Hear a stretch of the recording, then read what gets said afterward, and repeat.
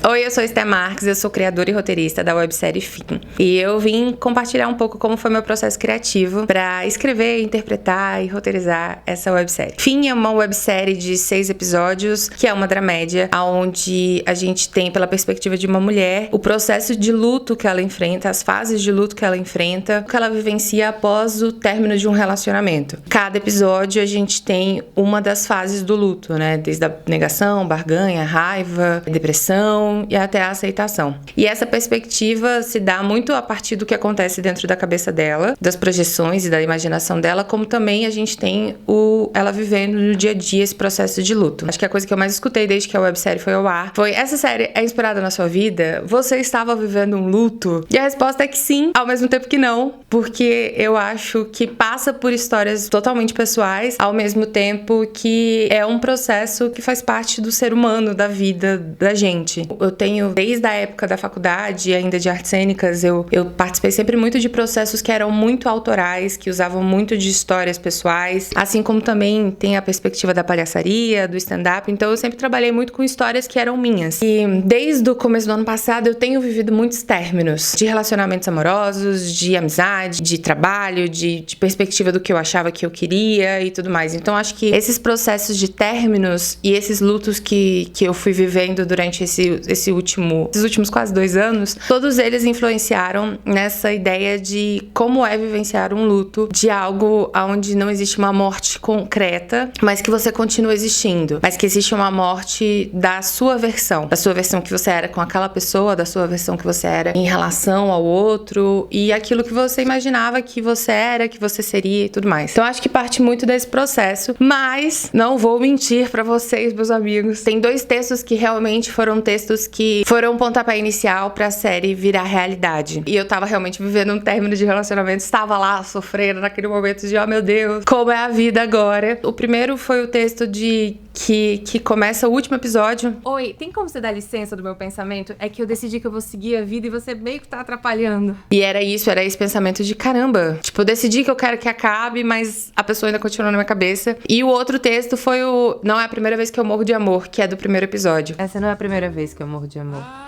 Se for contabilizar direitinho, essa deve ser a 5ª ou 6ª vez. E realmente foram coisas que eu tava lá, tipo, sofrendo. E aí eu comecei a escrever e aí a ideia foi maturando e tudo mais e acabou virando uma websérie. É um processo extremamente pessoal, ao mesmo tempo que vai se tornando coletivo, né? E eu acredito muito nesse lugar de uma criação onde você coloca muito de si e assim você consegue se conectar com outras pessoas. É o que falam, né? Que o pessoal fala muito na internet, né? Nenhuma vivência é totalmente exclusiva, né? Ou só totalmente sua, né? As pessoas acabam vivendo coisas que são muito parecidas. E aí, fiz uma caixinha de perguntas no meu Instagram e pedi pra que vocês mandassem perguntas que vocês gostariam de saber sobre o processo criativo, curiosidades, fofocas. A primeira pergunta foi da Beth, que é uma grande amiga minha, que é roteirista. E ela pergunta se os nomes no começo dos episódios são verdadeiros. E, cara, não são. Ao mesmo tempo que são. Tem, acho que, se eu não me engano, 2 ou 3 nomes que são de pessoas que eu já fiquei, mas não necessariamente o episódio tava falando sobre elas. Mas é porque é isso também, né? Fiquei com umas pessoas com nome comum, né, gente? Nome bíblico aí é isso. Mas também, se fosse pra colocar o nome das pessoas mesmo que quebraram meu coração, não só uma, como várias, ficar muito específico, porque eu tenho muita mania de pegar gente que tem nome de pai, tem nome de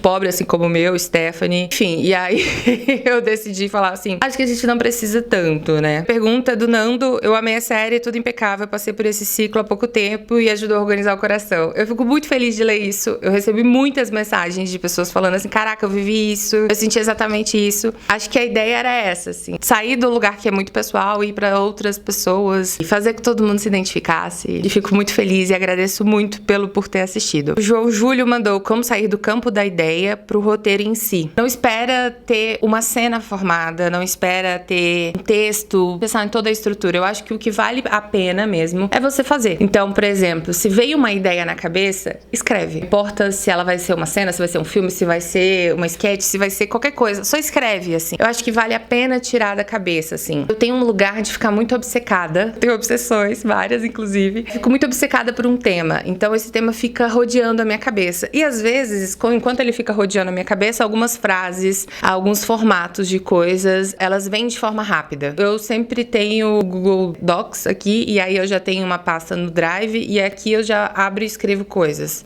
Ou então WhatsApp, ou então mando áudio pra mim. Eu sempre tenho esse lugar onde eu posso escrever de forma rápida. Tem gente que tem um caderninho. Eu uso o celular porque a gente fica grudado, né, com o celular o tempo todo. Então, tipo, tira a ideia do campo da cabeça. Eu acho que tem esse lugar de, tipo, você ficar remoendo a ideia, ficar pensando e tal. Mas quando vem o ímpeto de ser palavra mesmo, ou então de uma imagem específica, levanta e escreve. Ou então escreve deitado mesmo, que é o que eu faço na maioria das vezes, ainda mais que eu escrevo pelo celular. Pensar que a formatação do roteiro tem que ser a última coisa que você vai fazer. Foca primeiro em escrever qualquer coisa que não faça sentido. Depois você corta, depois você muda. Esse roteiro ele teve várias versões. Teve versões que eu tava escancarando muito várias pessoas. Teve um momento que eu falei, pra que eu tô falando isso? Não faz sentido. Então, assim, é isso. Eu acho que tira da cabeça, assim. Se tem uma ideia, tira ela da cabeça. Faz ela acontecer. Eu costumo muito acreditar que as ideias precisam ficar marinando. Bem cozinha, assim, sabe? De tipo, ou então que você deixa ali marinar pra pegar o gosto, assim. Às vezes é isso. Às vezes você tem uma frase, uma ideia e que você vai passar, sei lá, meses, muito tempo. E depois que você vai realmente conseguir fazer com que ela aconteça. Mas a minha dica é, tira da cabeça e escreve. A Aninha mandou, como pensaram em tudo? Foi tão real. Sempre que eu começo um projeto, eu busco referências tanto de imagens quanto de músicas. Isso já dá também o tom da criação. Veio a ideia inicial, de fim, veio o texto inicial, e aí eu já abro minha pasta no Pinterest, e aí ali eu já começo a ver imagens e coisas que fazem sentido pra mim. E aí, mais uma vez, eu fico obcecada por aquilo, eu fico horas ali salvando imagens, salvando coisas que façam sentido. E aí eu também vou pro mesmo processo com músicas. Músicas que fazem sentido, músicas que eu escutei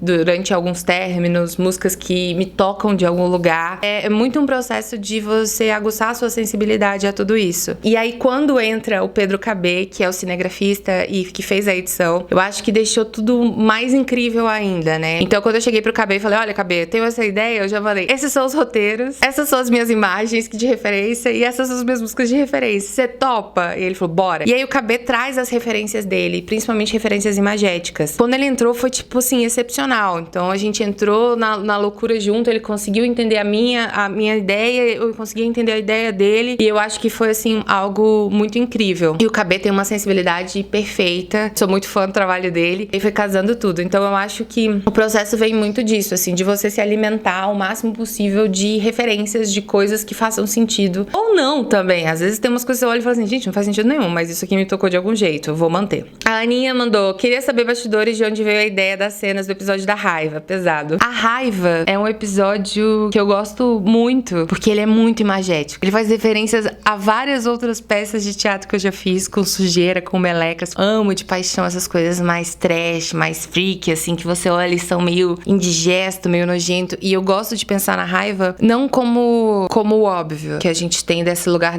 de externalizar a raiva, de ser uma coisa pra fora, gritar, xingar e tal. Porque eu acho que esse é o último estágio da raiva. Agora, quando você tá com a raiva de uma raiva que é uma raiva interna, ela tem esse lugar repugnante, esse lugar sujo e destroçado e nojento, assim. O texto não é todo meu, né? O texto, eu misturo meu texto com o texto da peça Gota d'Água, de uma das falas da Medeia, que ela tá fazendo uma porção e tudo mais, que vai envenenar Jazão e tal. Uma peça ótima, incrível, inspirada numa obra de tragédia grega. Assistam a Bibi Ferreira fazendo, que é lindo, maravilhoso, e que minha interpretação foi extremamente inspirada nela também. Então veio desse sentimento, veio dessa nojeira, desse freak, desse incômodo, porque antes dela externalizar, ela vai ser uma coisa que é interna. Então acho que partiu muito desse lugar. Aí aqui, qual foi seu episódio favorito? Cara, o meu episódio favorito é o da negação, que tem a interpretação da Babu, que tá, assim, excepcional, genial, assim. Eu amei, amei, amei. Babu Carreira tá brilhante. Deixa eu ver aqui. Senhora, tá dizendo que ele te bloqueou em tudo. Meu Deus, ele te bloqueou no LinkedIn. Infelizmente, não vai ter como. Eu gosto muito desse episódio. Eu acho ele mais redondinho, eu acho ele mais engraçado. Mas, se for olhar como um todo, o episódio da barganha, pra mim, foi o episódio mais difícil de gravar. Porque ele é o mais dolorido, eu acho. E eu acho que ele é um episódio muito voltado pra uma visão feminina, principalmente de uma relação heterossexual. Desse lugar do quanto a mulher tenta se adaptar dentro das relações. Do quanto ela tenta se diminuir, quanto ela tenta caber, o quanto ela tenta ser aquela perfeição e deixa de ser ela mesma. Eu realmente estava louca, te cobrando demais desse jeito. Porque primeiro já vem toda uma pressão social externa do que a gente deve ser, do que a gente deve fazer pra cumprir certos padrões dentro de relações heterossexuais monogâmicas, por exemplo. Mas é isso. Acho que os meus episódios favoritos é o da negação e o da barganha. Sara, que é minha amiga fofa, mandou: onde você gravou as cenas? Usou algum estúdio? A gente gravou no Clube do Minhoca, que é um comedy club aqui de São Paulo. Super parceiro, Patrick Maia e Grazi super ajudaram a gente nesse processo. E a gente gravou numa cortina de camurça que tem vermelha, que tem lá, e os outros elementos a gente foi construindo mesmo, né? Foram muitos tecidos aí comprados na 25 de março. A outra pergunta que tem é: as gravações duraram quantos dias? Então, um dia. Foi um grande dia muito intenso. A gente ia começar a gravar umas 7, aí até começar a gravar mesmo foi lá para umas 9, e a gente foi terminar de gravar tudo que a gente gravou no Clube do Minhoca, depois veio aqui pra casa pra gravar. Aí a gente foi terminar de gravar à meia-noite e meia, mais ou menos. Toda a série foi gravada em um dia só. A Manu perguntou: o que você recomenda pra quem está começando a criar conteúdo? Seja honesto com você. Eu já fui a pessoa que criou conteúdo pra viralizar, e já viralizei muito na internet. Já criei conteúdo com trend, já criei conteúdo de todas as formas. Mas o que eu percebo eu tava muito travada artisticamente. E eu queria voltar a criar. Mas eu sempre vou dizer que você deve fazer algo que você goste a ponto de você repetir isso várias vezes, ou a ponto disso ser a sua realidade durante um tempo longo. Porque o que eu mais conheci nesse meio foram pessoas, criadores de conteúdos, artistas, que viralizaram com um formato de vídeo e que chegaram um tempo depois e não aguentavam mais fazer vídeos sobre aquele tema ou sobre aquela situação. Então, eu acredito que você tem que ser fiel a você, assim, e ser fiel à sua criação artística, né? A gente vai mudar. Esse conteúdo mesmo é algo totalmente diferente do que eu já fiz na internet, mas é meu. Então isso sou eu falando no auge dos meus 35 anos, com mais de 17 anos de carreira profissional como artista. É minha experiência, assim. Pode ser que daqui a um tempo eu fale, foda-se, vou fazer o que é viral porque eu quero isso, vou fazer, sei lá. Mas que a gente tem que ser sempre fiel àquilo que a gente acredita. E que de alguma forma vai chegar nas pessoas, assim. Mas tudo vai depender muito do qual é o seu objetivo de criar conteúdo pra internet. De criar conteúdo de modo geral. Ou o que você enxerga como artista. E entender que nada está gravado em pedra, que você pode mudar de ideia, que você pode repensar, que você pode criar de outras formas, porque é isso que realmente importa, entender que você muda, que você tem referências novas e que você tem perspectivas que são diferentes.